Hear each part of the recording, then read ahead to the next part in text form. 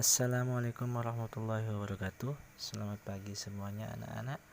Anak-anak yang saleh, anak-anak yang baik, anak-anak yang pandai, anak-anak yang rajin, anak-anak yang pintar semuanya. Semoga Allah Ta'ala senantiasa memberikan kalian kesehatan agar kalian bisa mengikuti pelajaran, pendidikan, agama, dan budi pekerti. Sebelum kita memasuki pelajaran, alangkah baiknya kita membaca doa terlebih dahulu. Berdoa dimulai. Selesai. Baik, pada tema kali ini yaitu adalah beriman kepada malaikat-malaikat Allah. Malaikat adalah makhluk yang diciptakan oleh Allah Subhanahu wa taala yang terbuat dari cahaya. Dan malaikat juga memiliki tugas-tugas yang diberikan oleh Allah Subhanahu wa taala. Pembahasan kali ini adalah yang pertama adalah A. Iman kepada malaikat Allah. Yang B. Nama-nama malaikat dan tugas-tugasnya. Yang C. Sifat-sifat malaikat Allah. Dan D. Hikmah beriman kepada malaikat Allah. Dan yang E yaitu adalah meneladani sifat-sifat malaikat Allah dalam kehidupan sehari-hari. Baik, yang pertama adalah iman kepada malaikat-malaikat Allah. Malaikat adalah makhluk ciptaan Allah Subhanahu wa taala yang dikhususkan untuk taat dan beribadah kepada Allah serta mengerjakan tugas-tugasnya. Jadi, malaikat itu jika diberikan tugas disuruh oleh Allah Subhanahu wa taala, dia akan melaksanakan sampai hari kiamat dan dia tidak akan pernah mengenal kata lelah dan dia juga tidak pernah berbohong dan dia tetap akan menjalankan apa yang diperintahkan oleh Allah Subhanahu wa taala. Seandainya Allah Ta'ala menyuruh kepada salah satu malaikat untuk bersujud, maka dia akan bersujud selama-lamanya sampai kelak yaumil kiamah. Nah, dan juga malaikat terbuat dari cahaya. Allah Ta'ala menciptakan malaikat yaitu terbuat dari cahaya sehingga malaikat itu halus. Malaikat itu gaib. Malaikat itu tidak terlihat. Beriman kepada malaikat merupakan salah satu dari rukun iman yang keenam, yaitu rukun iman yang kedua, beriman kepada malaikat-malaikat Allah. Jika kita sudah menanamkan di dalam hati kita menjadi orang yang beriman dan menjalankan semua rukun iman yang keenam, maka insya Allah kita akan selamat di dunia dan di akhirat. Amin amin ya rabbal alamin. Malaikat tidak memiliki jenis kelamin. Tidak ada malaikat itu perempuan, tidak ada malaikat itu seorang laki-laki.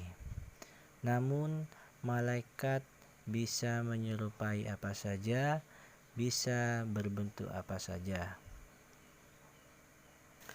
Namun di saat malaikat itu menjalankan tugas dari Allah Subhanahu wa taala, dia bisa merubah dirinya menjadi seorang laki-laki ketika menyampaikan wahyu kepada Nabi Muhammad sallallahu alaihi wasallam. Dan malaikat pun tidak pernah lalai atau meninggalkan tugas-tugas dari Allah Subhanahu wa taala. Dan di dalam Al-Qur'an juga sudah disebutkan tentang sosok malaikat, yaitu terdapat pada surat Fatir ayat pertama, yaitu A'udzubillahi minasyaitonirrajim. Bismillahirrahmanirrahim.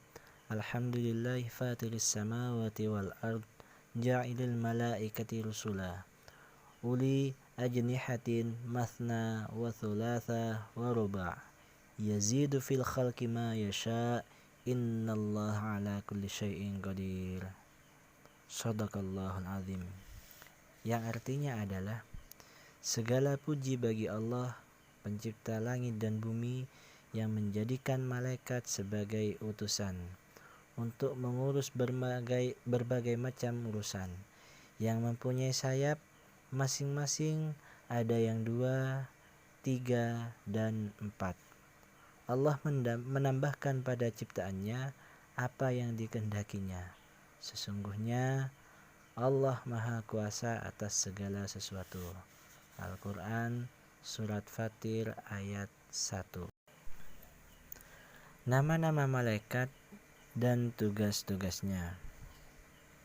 Jadi di sini ada 10 nama-nama malaikat beserta tugas-tugasnya. Yang pertama adalah malaikat Jibril. Di sini malaikat Jibril memiliki julukan Ruhul Kudus, yang artinya adalah ruh yang suci. Dan yang kedua adalah Ruhul Amin, yang artinya adalah ruh yang dipercaya. Tugas malaikat Jibril adalah menyampaikan wahyu Allah Subhanahu wa taala untuk para nabi dan rasul. Selain itu, malaikat Jibril memiliki tugas untuk meniup ruh ke semua janin yang ada di dalam kandungan ibu. Dan yang kedua adalah malaikat Mikail. Malaikat Mikail di sini ditugaskan oleh Allah Subhanahu wa taala untuk membagikan rezeki kepada seluruh makhluk hidup yang ada di muka bumi ini, di seluruh dunia, termasuk manusia, hewan, dan tumbuh-tumbuhan. Dan malaikat Mikail juga tidak hanya memberikan rezeki kepada manusia atau kepada makhluk yang lainnya, namun ia juga menjalankan tugas untuk mengatur hujan, mengatur angin, dan juga menjaga tanaman. Diutusnya malaikat Mikail oleh Allah Subhanahu wa taala sebagai pengatur alam semesta untuk kebutuhan manusia. Jadi apa-apa yang diberikan oleh Allah Subhanahu wa taala semuanya melalui malaikat Mikail. Yang ketiga adalah malaikat Israfil. Malaikat yang ketiga ini harus kita imani, harus kita percayai.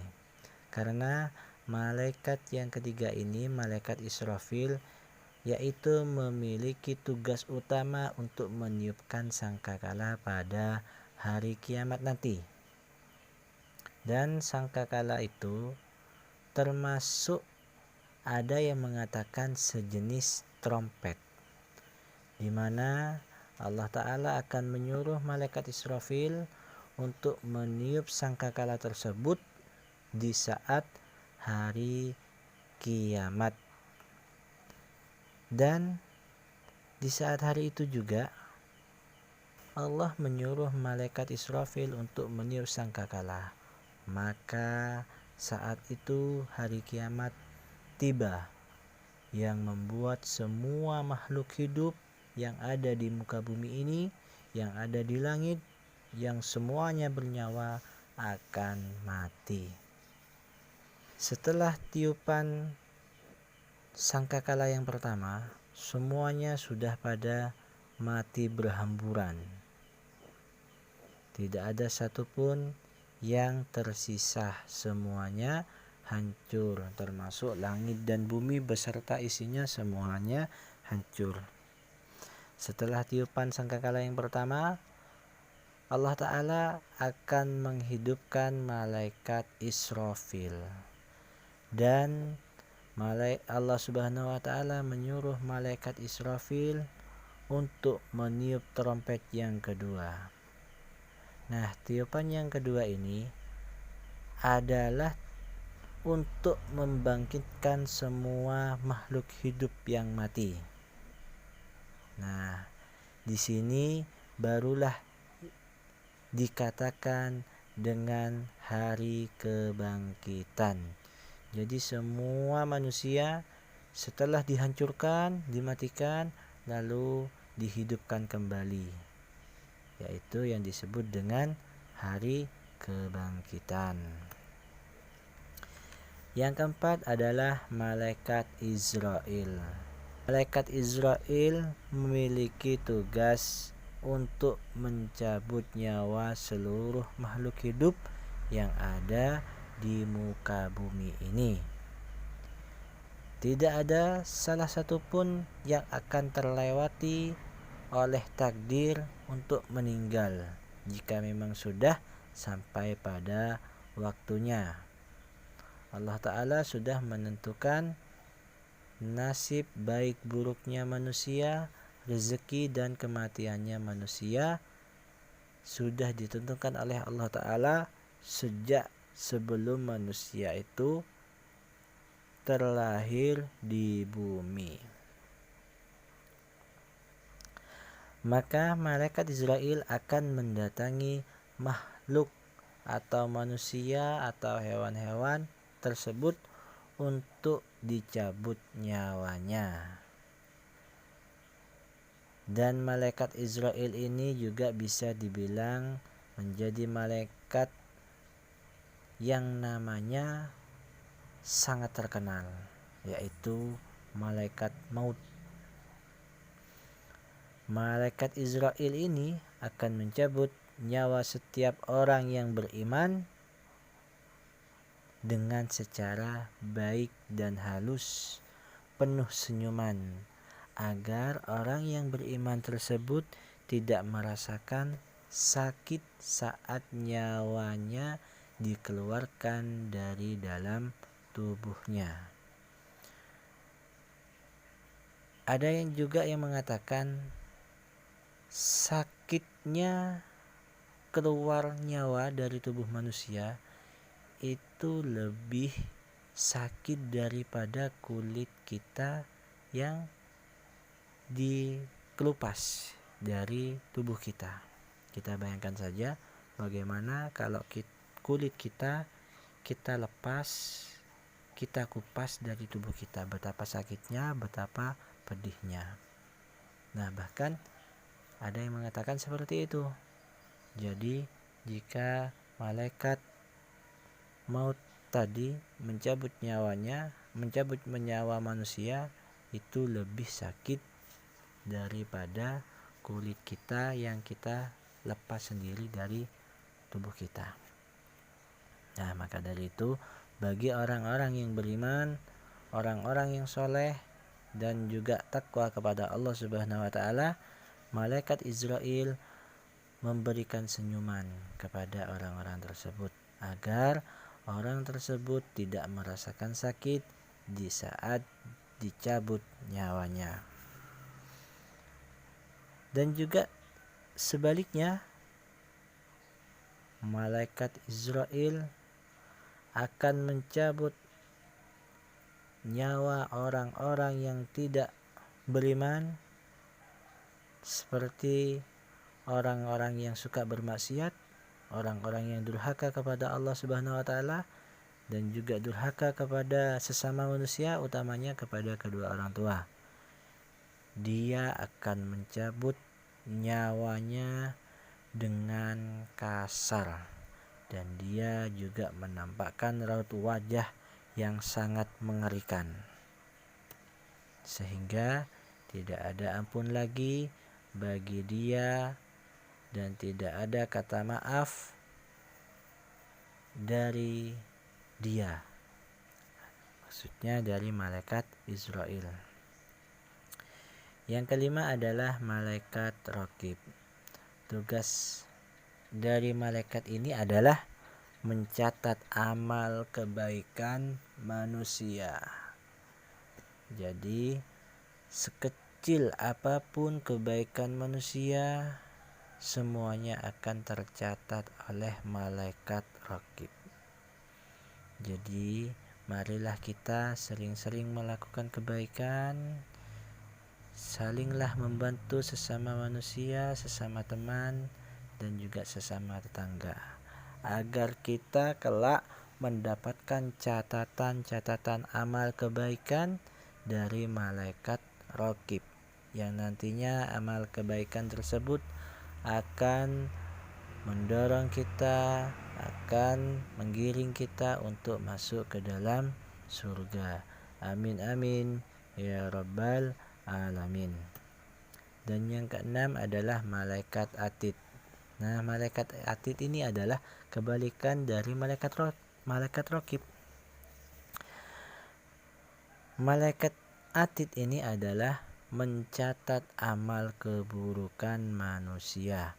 Apa-apa yang dilakukan oleh manusia yang baik, apa-apa yang dilakukan oleh manusia yang buruk, maka akan dicatat oleh malaikat atid, sekecil apapun, termasuk kata hati, kata iri hati, kata yang diungkapkan di dalam hati, itu akan tercatat oleh malaikat atid. Jika kata-kata itu kata-kata yang buruk atau kata-kata menghina orang lain. Maka dari itu, marilah kita menjaga lisan kita, menjaga ucapan kita, agar ucapan kita ini menjadi ucapan yang baik, tidak menjadi ucapan yang buruk. Karena setiap ucapan akan tercatat oleh kedua malaikat tersebut. Dan setiap perbuatan, amal baik atau amal buruk, itu akan diminta pertanggungjawaban. Setiap manusia yang melakukan perbuatan baik dan perbuatan buruk, dia akan dimintai pertanggungjawaban kelak di akhirat oleh Allah Subhanahu wa ta'ala. Makanya kita harus siap-siap, perbanyaklah melakukan kebaikan dan amal soleh. Yang selanjutnya adalah malaikat mungkar, yang mana malaikat mungkar di sini memiliki tugas untuk bertanya kepada manusia di dalam kubur, bertanya tentang keimanan manusia dan keburukan manusia selama masa hidupnya. Dan malaikat mungkar di sini juga diceritakan dia memiliki wujud yang sangat menyeramkan, dan dia juga dikatakan akan membawa godam. Godam itu adalah semacam kayak tongkat untuk memukul, atau ya semacam senjata untuk memukul manusia. Ketika seorang manusia itu ditanyai oleh malaikat mungkar tentang keimanan, lalu manusia tersebut tidak bisa menjawabnya, maka manusia tersebut akan dipukul oleh godam atau senjata yang dibawa oleh malaikat mungkar, sehingga malaikat tersebut akan menyiksanya, dan malaikat tersebut akan terus-menerus menyiksanya sampai manusia hancur. Setelah manusia itu hancur, maka datanglah semut-semut yang akan membawa serpihan atau kehancuran tubuh manusia dan dijadikan satu kembali utuh, lalu ditanyakan kembali oleh malaikat mungkar.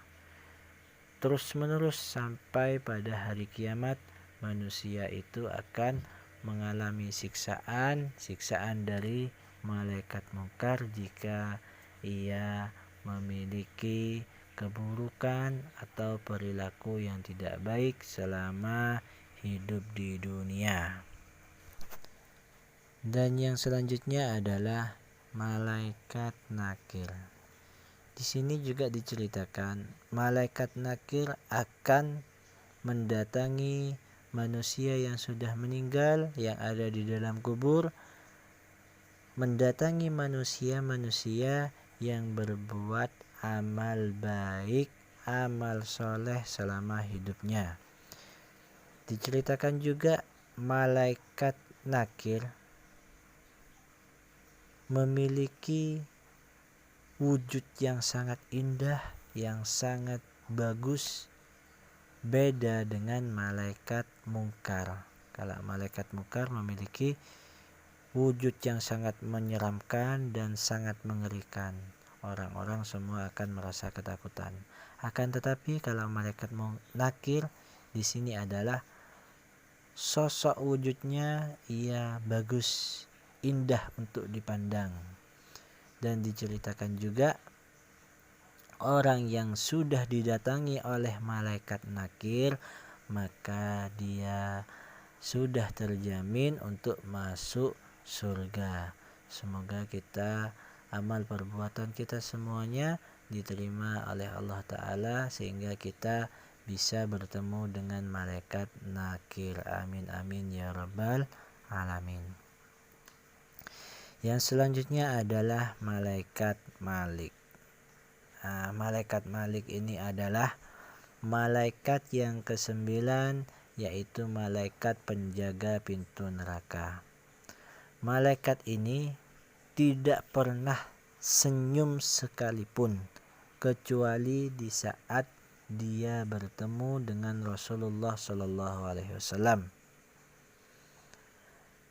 Karakter yang dimiliki oleh malaikat tersebut yaitu adalah kejam, keras, dan kasar. Tidak ada ampun bagi manusia yang memiliki banyak dosa, manusia yang durhaka, manusia yang tidak pernah takut kepada Allah Subhanahu wa Ta'ala.